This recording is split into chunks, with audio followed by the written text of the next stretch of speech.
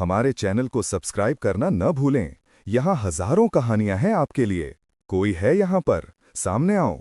मुझे हमेशा से ही पता चल जाता है कोई तो है यहाँ पर, लेकिन तुम सामने क्यों नहीं आते? और ये क्या हाल किया है तुमने मेरे बगीचे का? और उस तितली को भी बेवजह ही मार दिया। राजकुमारी ने मुंह बनाकर शिकायत करते हुए कहा, लेकिन उसे बदले में कोई भी जवाब नहीं मिला। लेकिन वहां उसके सिर के ऊपर का आसमान भी एकदम काला हो गया और ऐसा लग रहा था जैसे कि मौसम एकदम ही बदल गया। लेकिन सिर्फ बगीचे के बाहर का, बाकी महल के अंदर जो बगीचा था वो अभी भी पहले की तरह ही खूबसूरत लग रहा था और वहां पर आसमान एकदम साफ था और सूरज चमक रहा था। राजकुमारी को अपने आसपास वो काले साए नजर आए जो कि उसे बचपन से लेकर हमेशा तक नजर आते थे। और पीछे हटते हुए उसका हाथ इस काले पेड़ पर छू गया तो उसके हाथ में एक बहुत तेज जलन हुई। आह, मेरा हाथ! इतना बोलते हुए वो अपनी जगह से पीछे हुई और तभी उसका दूसरा हाथ पकड़कर किसी ने उसे वापस बगीचे में खींचा। वो भी लगभग उसी की हमउम्र एक लड़की थी, लेकिन उसने एकदम साधारण से कपड़े पहने हुए थे। उसकी आंखें हल्की पीली जैसी चमक लिए हुए भूरी थीं और उसका चेहरा एकदम चांद की तरह गोल था। छोटी सी प्यारी नाक और हल्की मुस्कुराहट लिए गुलाबी होंठ। उस लड़की के भी काले लंबे बाल थे, लेकिन राजकुमारी के जितने लंबे नहीं, और उसके चेहरे पर सादगी और एकदम शांत भाव थे। राजकुमारी, आप क्यों आई इस तरफ? मैं आपको कब से आवाज दे रही थी और सेविका ने भी आपको बुलाया। उस लड़की ने जैसे राजकुमारी को डांटते हुए कहा। चंद्रिका, वो तितली इतनी प्यारी थी और मुझे पता ही नहीं चल मैं उसके पीछे कभी यहाँ तक आ गई, लेकिन यहाँ पर आते ही वो तितली, देखो। इतना बोलते हुए राजकुमारी उंगली से उस तरफ इशारा करते हुए पीछे मुड़ी, लेकिन तभी हल्का सा लड़खड़ा गई। शायद वहां की जमीन ऊंची नीची थी, इसलिए उसका हाथ दोबारा से एक पेड़ पर जा लगा और तभी उसके सामने खड़ी लड़की ने उसका हाथ पकड़ा और उन दोनों का हाथ एक साथ ही पेड़ पर छू गया। एक तेज जलन के एहसास में राजकुमारी के मुंह से दर्द भरी चीख निकाली और उसके हाथ का वो हिस्सा एकदम लाल हो गया। तभी उस लड़की ने राजकुमारी का हाथ पकड़ा और उसे अपने साथ खींचते हुए वहां से दूर वापस बगीचे के अंदर ले आई और फिर वो दोनों एक साथ बगीचे को पार करके महल की तरफ ही जाने लगी। उन दोनों के वहां से आगे जाते ही वो पेड़ वापस से हरा होने लगा था जहां पर राजकुमारी का हाथ छुआ था, और आसमान पर काले बादल बनकर छाए वो काले साए भी एक एक कर वहां से हटने लगे थे। वो दोनों लड़कियां महल के दरवाजे के अंदर आई थी, तभी रानी कादम्बरी भी भागते हुए उन दोनों की तरफ आए और उन्होंने राजकुमारी को खींचकर अपने गले से लगाते हुए कहा, वसुंधरा, आप हमारी बात क्यों नहीं मानती है? कितनी बार आपको मना किया है कि आपको इस महल से बाहर कभी भी नहीं निकलना है, फिर भी आप इतनी लापरवाह है और हमारी बात नहीं सुनती। ये तो अच्छा है चंद्रिका आपका इतना ध्यान रखती है। रानी माँ, हम ठीक हैं, राजकुमारी मुस्कुराकर अपनी माँ के गले लगे हुए बोली, और वही साइड में खड़ी चंद्रिका चुपचाप वो सब कुछ देख रही है। और रानी कादम्बरी ने जैसे ही उसकी तरफ ध्यान दिया, रानी ने उसे भी अपनी तरफ बुलाया और उसका हाथ पकड़कर उसे भी बहुत प्यार से गले लगा लिया और बोला, ऐसे दूर क्यों खड़ी रहती हो चंद्रिका? मैं तुम्हारी भी तो रानी माँ हूं ना, आओ मेरे पास आओ। रानी माँ की बात सुनकर मुस्कुराते हुए चंद्रिका भी उनके गले से लग गई और रानी माँ के गले लगाकर उसे बहुत ही सुकून भरा एहसास होता है, बिल्कुल इस तरह जैसे कि वो अपनी माँ के गले लगी हों। उसकी माँ बचपन में ही गुजर गई थी, जो कि रानी की बहुत ही खास सेविका थी, और तब से रानी ने चंद्रिका को भी वसुंधरा के साथ एकदम अपनी बेटी की तरह ही पाला है। और चंद्रिका वसुंधरा दोनों बचपन से ही बहुत अच्छी सहेलियां भी हैं। चंद्रिका को रानी माँ ने प्यार से गले लगाया, वहीं दूसरी तरफ वसुंधरा को अब तक के सामने कुछ दूर होकर खड़ी है उस अपनी माँ से डांट सुनने को मिल रही है, क्योंकि उसने बगीचे के बाहर अपना कदम निकाला, लेकिन चंद्रिका ने ऐन मौके पर आकर उसे बचा लिया। रानी माँ, क्यों वो काले साए हमेशा मेरे आसपास मंडराते रहते हैं और हमेशा ही मुझे नजर आते हैं? क्या रिश्ता है मेरा उनसे और क्या चाहते हैं वो सब? रोज की ही तरह राजकुमारी वसुंधरा के सवाल शुरू हो गए हैं।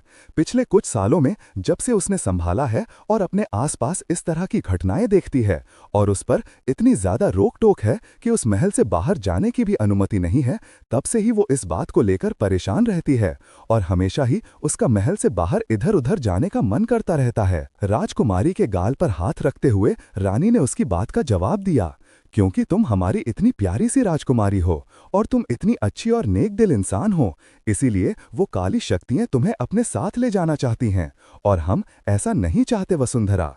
रोज तो तुम मुझे यही सवाल करती हो और रोज मेरा यही जवाब होता है, लेकिन फिर भी। वहीं पर किनारे खड़ी चंद्रिका भी उनकी बात सुन रही है और उसके चेहरे पर एक हल्की मुस्कुराहट है।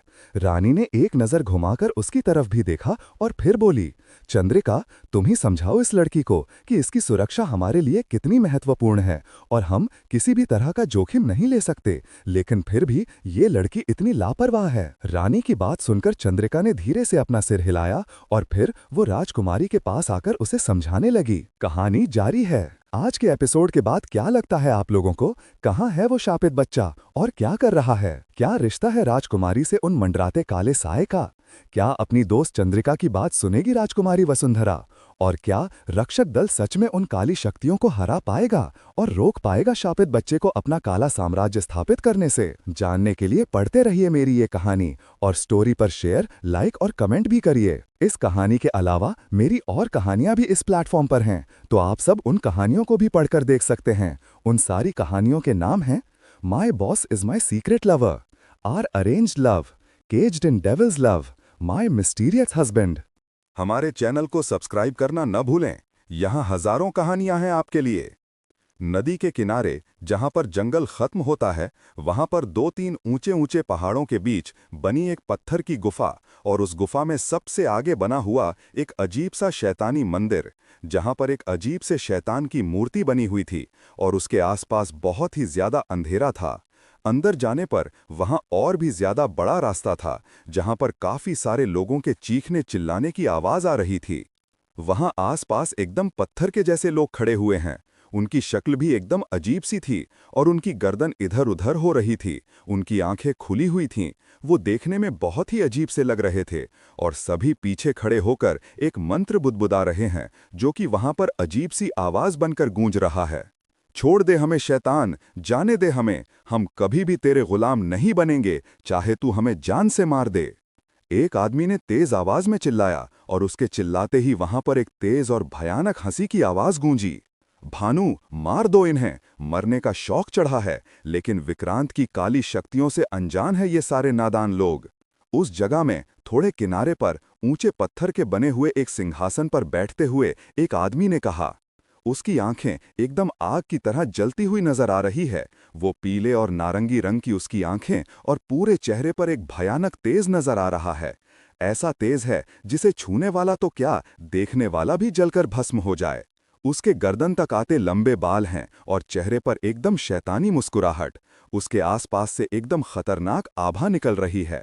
उसकी बात सुनकर वहां पर खड़ा वो बूढ़ा आदमी, जो कि झुककर चल रहा था, वो आगे बढ़ा और उसने अपने आसपास खड़े लोगों को कुछ इशारा किया और उसका इशारा समझकर वो लोग एकदम ही आगे आए। वो कुछ यही 7-8 वही पत्थर के भूत बने हुए आदमी थे। उनका चेहरा एकदम अजीब सा, पत्थर की तरह एकदम सख्त लग रहा था और डरावना भी। वो सब बहुत ही ज्यादा ताकतवर लग रहे थे, इसलिए बीच में खड़े उन 3-4 लोगों पर उन्होंने आसानी से काबू पा लिया और फिर उन सबको पढ़कर उनके हाथ पैर बांध दिया और उनमें से एक को वहां बीच में लटक रही लोहे की जंजीर में उसका पैर बांध दिया और नीचे आग जला दी। उसे आदमी को इस तरह से लटकने के बाद भानु कुछ कदम पीछे हो गया तो विक्रांत ने उसकी तरफ देखकर कहा, अब सोच क्या रहे हो, मार दो इसे और इसके खून की बूंदें इस शैतानी आग की लपटों में जानी चाहिए, जिससे कि हम अपनी शक्तियों को और भी बढ़ा सकें और जल्द से जल्द अपना काला साम्राज्य स्थापित करने की शुरुआत कर पाएं। मलिक, इसका रक्त आपके रक्त में मिलाना चाहिए, जिससे कि इसकी अच्छाई और नेक दिल की जो भी शक्तियां हैं वो भी आपके अंदर आ जाए, जिससे आपकी शक्तियों 10 गुना बढ़ जाएगी। भानु ने विक्रांत की तरफ देखकर उसे सलाह देते हुए कहा, हाँ हाँ ठीक है, मुझे भी ये बात अच्छी तरह से पता है। पिछले 17 सालों से यही तो करता आ रहा हूँ। जितने भी लोगों को मारा उन सब की उम्र मुझे लग चुकी है और उनकी सारी अच्छी बुरी शक्तियां भी मेरे अंदर समाहित हो जाती हैं, तो आज उसी में एक और सही। इतना बोलते हुए वो अपनी जगह से उठ खड़ा हुआ और एक ही पल में वहां पर उस जगह के बीचों बीच आ गया, जो कि उसके सिंहासन से काफी ज्यादा दूर थी।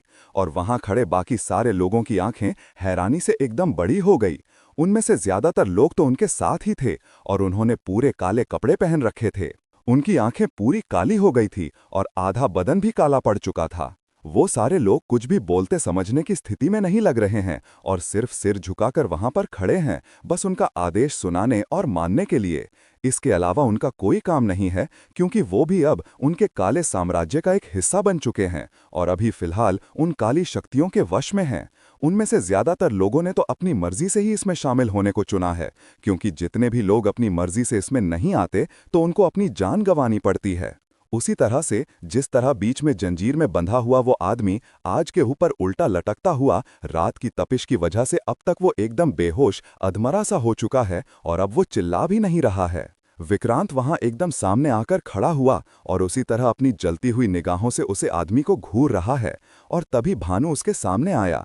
उसने अपने पास से एक छुरा निकालकर विक्रांत की तरफ बढ़ाया। विक्रांत ने एक झटके से ही उसके हाथ से वो छुरा उठा दिया और फिर अगले ही पल उस आदमी की गर्दन पर एक झटके में वार किया, जिससे कि उसके गले से तेज रक्त की धार बह निकली, जो कि कुछ छींटे उसके हाथ और चेहरे पर भी पड़ी और बाकी उसका सारा खून वहां नीचे जल रही आग में गिरने लगा। और उस आग में खून के गिरने से उस आग का रंग एकदम ही बदलकर काला पड़ने लगा और फिर कुछ देर के बाद वो आग अपने आप ही बुझ गई। विक्रांत ने अपने हाथ में खून लगी हुई जगह पर छुरी से थोड़ा सा काटा और अपने हाथ के कटे हुए हिस्से को उसकी गर्दन पर रखा, जिससे कि उसका खून और उसे आदमी का खून उसके शरीर में मिल गया। और फिर विक्रांत ने अपना हाथ उसके गर्दन से हटाया तो कुछ ही देर में उसका वो उंगली का कटा हुआ घाव भर गया और उसने मुस्कुराकर सामने खड़े भानु की तरफ देखा, जो पहले ही बहुत रहस्यमयी तरीके से उसकी तरफ देखकर मुस्कुरा रहा है। आग बुझ रही मालिक, इसका मतलब हमारी बलि स्वीकार कर ली गई है और शैतान हमसे खुश हैं। उस बूढ़े कुबड़े आदमी ने बहुत ही ज्यादा चापलूसी करते हुए कहा। उसकी बात पर विक्रांत अजीब ढंग से हंसता हुआ बोला, तुम्हें कोई संदेह है क्या भानु? शैतान तो तभी खुश होता है जब मैं खुश होता हूँ, और अभी मैं भी खुश हूँ। लेकिन इन सारे लोगों को अभी बंदी बनाकर रख लो, हम इन्हें अमावस्या की रात को बलि देंगे, तब काली शक्तियां अपने चरम पर होती हैं। जो आज्ञा मालिक। इतना बोलकर भानु ने धीरे से अपना सिर झुकाया और बाकी लोगों की तरफ बढ़ गया। विक्रांत ने कुछ देर खड़े होकर कुछ सोचा और फिर वहां से बाहर निकल गया। कहानी जारी रहेगी।